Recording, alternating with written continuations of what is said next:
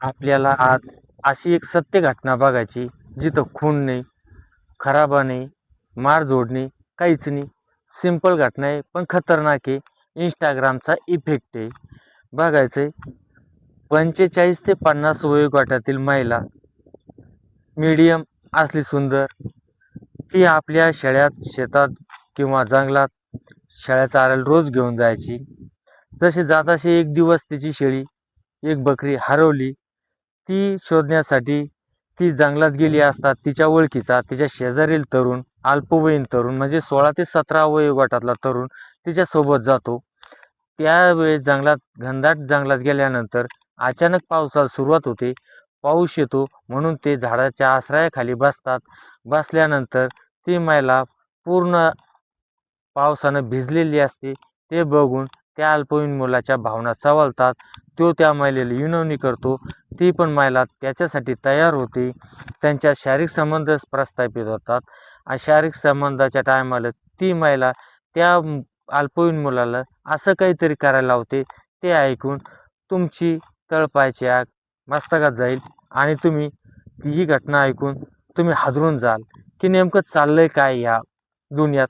हे खरंच कलियुग आलंय का? आणि कलियुग किती जोरावर आले, म्हणजे किती शेवटच्या टोकावर आले कलियुग, हे बघायचं आपल्याला ह्या स्टोरीतून. ही स्टोरी सुरू होते. आपल्याला आपल्या एका मित्रानं आपल्याला ही स्टोरी पाठवली, म्हणजे फोनवर सांगितली आणि त्यानं काही फोटो पण पाठवले. पण काही फोटो आपण ब्लर करणार, काही फोटो AI मार्फत करणार आणि ते आपल्या याला लावून देणार. कारण की कसं आहे, याची काही कुठं पोलीस केस होईल नाही, कुठं कंप्लेंट झालेली नाही, कुठं काहीच नाही. सरळ केस आहे. फक्त त्याच्यावर काय परिणाम झाला त्या घरावर, 2 कुटुंबावर, याची आपल्याला सविस्तर घटना बघायची. आपल्या याच्यासाठी जायचं, आपल्या शेजारी राज्य म्हणजे मध्य प्रदेश, बुरहानपूर, त्याच्याच जवळ असलेलं शहापूर, शहापूरच्या जवळ असलेला चोपडा आणि तिच्याच जवळ असलेलं गाव धामणगाव. ह्या गावचे एक छोटंसं गाव आहे. त्या गावातली एक घटना आहे.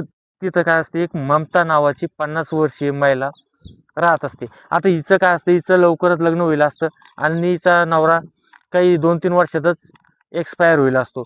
म्हणजे ती कशी, ती विधवाच असते. ते मूळ लेकरं बाळ काही होईल नसते. ती तशीच असते आणि त्याच्यानंतर तिचा उदरनिर्वाह चालावा म्हणून ती मोलमजुरी करते. मोलमजुरीतून काबड कष्ट करून ती 1-2 बकरी विकत घेते आणि त्याच्यावर तिचा उदरनिर्वाह ती चालवते. चालवल्यानंतर तिचं काय चालायचं, बकऱ्या घेऊन न्यायच्या, कोणाच्या शेतात न्यायच्या, कोणाच्या बांधाबंधाऱ्यावर न्यायच्या. त्याच्यानंतर गावालगत असलेलं जंगल तिथं न्यायचं, त्या गायरान राहतं तिथं न्यायचं आणि त्या जंगलात आपल्या बकऱ्या चारायच्या पावसाळ्याच्या दिवसात. असा तिचा नित्यक्रम चालायचा.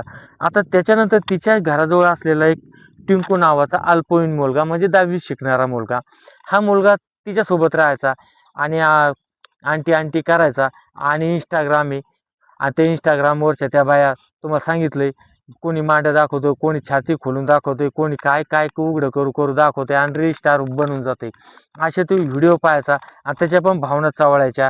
आणि त्याला कोणी भेटत नसे म्हणून तो पण, ती ममता आहे, 50 वर्षे वयोगटातली बाई आहे, तिच्यावर पण त्याचे काम वासना, त्याच्या मनात काम इच्छा तयार व्हायची.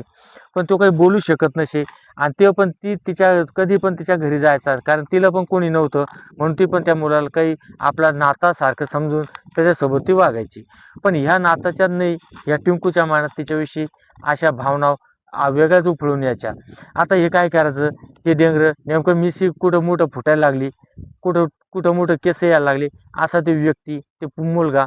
आता त्याच्या पण भावना, आता ते इंस्टाग्राम भेटलं. इंस्टाग्राममध्ये असं झालंय, अग्नीत तूप ओतल्यासारखं, म्हणजे पुन्हा भडका व्हावा असा कार्यक्रम त्यांचा सुरू आहे इंस्टाग्रामवाल्यांचा. आणि त्याच्यानंतर UP बिहार यांनी तर फार लाजच सोडल्यात. कारण UP बिहारचे ते इंस्टाग्रामचा एक जरी व्हिडिओ कदाचित तुमच्या फील्डमध्ये आला, तसेच व्हिडिओ येत चालते. किती तुम्ही ट्रोल करत चाला, किती वरी लोटत चाला, तरी ते व्हिडिओ येण्याचं काही थांबत नाही. कारण की तिथं आता सर्रास हा कार्यक्रम सुरू झालाय. आता हे बघून त्याच्या मनात भावना यायच्या. पण एक दिवस काय झालं, ही ममता शाळेत घेऊन गेली.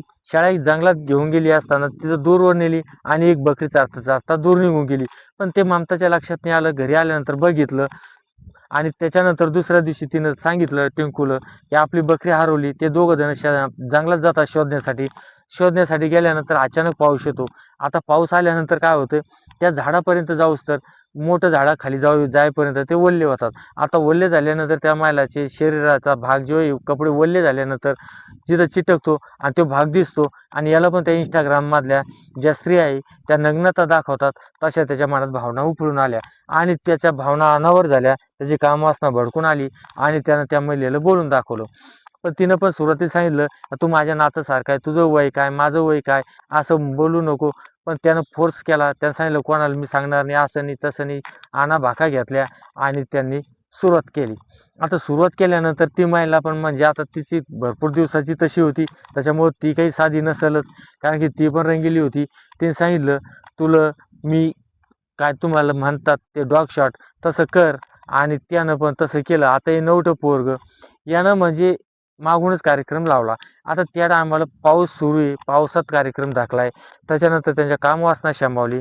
त्याच्यानंतर ते पुन्हा घरी आले, बकरी पाय घेतली, सापडली नाही. पुन्हा ते गावाकडे आले, पुन्हा दुसऱ्या दिवशी गेले, पुन्हा बघितलं, पुन्हा कार्यक्रम समोरून झाला. समोरून झाल्यानंतर ती जी 50 वर्षाची जी ममता होती, ती म्हणजे आता हे नवटं-पोरटं कसंही धरायचं, कसंही कुचकारायचं, कारण हे बघायचं Instagramवर आणि त्याच्यामुळं फार ते वाईट आणि तिचा चोळामोळा केला. चोळामोळा केल्यानंतर ती पण कणत कुतत चालली, कारण वाकडी चालायची. कारण तिच्यावर पण त्याचा परिणाम झाला. कारण की हे पण असंच होतं. पण येणारे तिच्याकडे दुसरे काही असतील कस्टमर, ते साधारण असतील, ते व्यवस्थित असतील, कारण वयस्कर असतील. पण हे असं भावचक होतं. त्याच्यानंतर ही म्हातारी खूप त्रास व्हायचा तिला. तिनं पुन्हा दुसऱ्या दिवशी, तिसऱ्या दिवशी तिला बकरी सापडली. बकरी त्या एका जणाच्या शेतात होती. त्यानं सांगितलं बकरी आहे. तिला बकरी मिळाली. आनंदी वातावरण झालं. पुन्हा हा टिंकू ती बिमार पडली. बिमार पडल्यानंतर आता मागून कार्यक्रम झाल्यानंतर ती बिमार चांगलीच पडेल होती. तिला धड चालल्या जात नसे. त्याच्यानंतर तिला दवाखान्यात तिच्या टिंकूचे जे घरचे शेजारचे होते, त्यांचे तिचे संबंध चांगले होते. त्यांनी डॉक्टर बोलावला गावातला आणि त्या डॉक्टरनं गोळी औषध दिली. ती नीट झाली. नीट झाल्यानंतर हा टिंकूचा रोजही पण चालायचं. पण गावात ते जेवढं लहान गाव तेवढं लोकांचे लक्ष जास्त असतं. तसं काही लोकांच्या लक्षात आलं, हा टिंकू हा नेमका तिच्यासोबत करतो काय? नेमकं काय आहे? म्हणून काही युवक, काही मुलं, बाळं येतील त्याचे ते जंगलात गेले किंवा शेतात शेळ्या चारायला गेले. हे मागे राहायचे आणि लपून त्याच्या गोष्टी ऐकायचे आणि कार्यक्रम बघायचे. ज्यावेळेस हे बघितल्यानंतर हे गावात कुणकुण झाल्यानंतर दमाने हे गावातून जसं त्या टिंकूच्या आई-वडिलांना माहीत झालं, की तुमच्या मुलाचं आणि त्या 50 वर्षीय आंटीचं झंगाट सुरू आहे. त्यावेळेस त्यांच्या काळजावर एकदम आघात झाला. कारण की त्यांच्या मनात की अजून त्या मिसरूट फुटली नाही. नेमका 16-17 वर्षाचा युवक आहे. अजून 18 वर्ष पण नाही कंप्लीट झाली आणि याला अशी लत लागली. म्हणजे पुढे चालून याचं भविष्य काय? त्यावेळेस त्यांनी टिंकूला विचारलं. टिंकूनं उडाउडीची उत्तर दिली. पण ज्यावेळेस त्याच्या वडिलांनी त्याला प्रसाद चांगला दाखवल्यानंतर टिंकू हा फाड बोलायला लागला. त्यानं सांगितलं. त्यांनी ममताला समजून सांगण्याचा प्रयत्न केला. ममता पण समजण्यासाठी तयार झाली. पण हे पण मजुरी करणार होते. यांच्या मनात आपण आता या गावात राहणं नको. कारण की आपला मुलगा कधी ना कधी त्याला ध्यान आल्यानंतर तो पुन्हा त्या महिलेकडे जाईल. म्हणून त्यांनी त्यांचं बाळ उचललं. त्यांना काही जमीन नव्हती. त्यांनी उचललं बाळ आणि शेजारच्या गावात, बाजूच्या दूरच्या गावात राहायला गेले. कारण की याच्यावर एकच पर्याय होता. फक्त ते गाव सोडणं हा पर्याय होता. आता त्यांना पोलीस कंप्लेंटही केल्या गेली असती. पण त्यांच्या मनात आपल्याच मुलाचा आणि एक आहे अल्पवयीन असो, कोणी असो, बाजू स्त्रीची जड असते. पण अल्पवयीन मुलावर त्या महिलेवर केस झाली असती. पण कसं आहे, इथं त्यांनी काही याच्यामुळं शांततेने कार्यक्रम घेतला आणि शांतीत क्रांती केली असं म्हणायला अडचण नाही. कारण की ते पण आई-वडिलांना मी सलाम करतो. कारण की त्यांनी म्हणजे किती याच्यात केलं, की किती ते प्रकरण किती व्यवस्थित हाताळलं, की आपल्या मुलाला Instagramवर त्यांनी सांगितलं, "बाबू अशी व्हिडिओ बघू नको. कारण अशा व्हिडिओनं असं-असं होतं. असं झाल्यानंतर तुझ्या आयुष्याचा पूर्ण परिणाम होईल. कारण की तुला पुढं चालून हेच करायचंय. त्याच्यासाठी थोडी कळ काढ." आणि तसा तो कळ काढत थांबला. आतापर्यंत आज आपल्याला आपल्या ज्या मित्रांनी जी स्टोरी सांगितली, ही काही बदनाम करण्यासाठी नाही किंवा कोणाची निंदा करण्यासाठी नाही. फक्त ही गोष्ट आपण याच्यासाठी सांगितली तुमच्यासोबत लावत आहे, की ही कुठेतरी आपल्याला असं म्हणजे आपले याच्यातून काहीतरी आपल्याला शिकायला भेटतं. कारण की या Instagramनं नेमकं चाललंय काय? नेमकं या Instagramनं काय करायला लागले? जसे TikTokला जे व्हिडिओ यायचे त्याच्यापेक्षाही गल्लर व्हिडिओ आता या Instagram यायला लागलेत. त्याच्यामुळे मी तुम्हाला हात जोडून सांगतोय, Instagramपासून जेवढं दूर राहिलं जाईल तेवढं दूर राहण्याचा प्रयत्न करा. आणि हो, आणि हे काही कामवासना किंवा सेक्सॉलॉजिकल हे काही क्षणिक सुख आहे. याच्यासाठी क्षणिक सुखासाठी तुमच्या जीवनाची माती न करू नका आणि कोणत्याही आपल्या जास्त वयाच्या महिलेसोबत शारीरिक संबंधापासून दूर राहा. कारण ह्या महिलेकडे आकर्षित होऊ नका. कारण की ह्या महिलांना फक्त कवळे मुलं पाहिजेत. त्याच्यामुळं तुम्हाला मी एवढं सांगू इच्छितो, महिलांनी पण जरा व्यवस्थित राहा आणि मुलांनी पण व्यवस्थित राहावं. जय हिंद, जय महाराष्ट्र.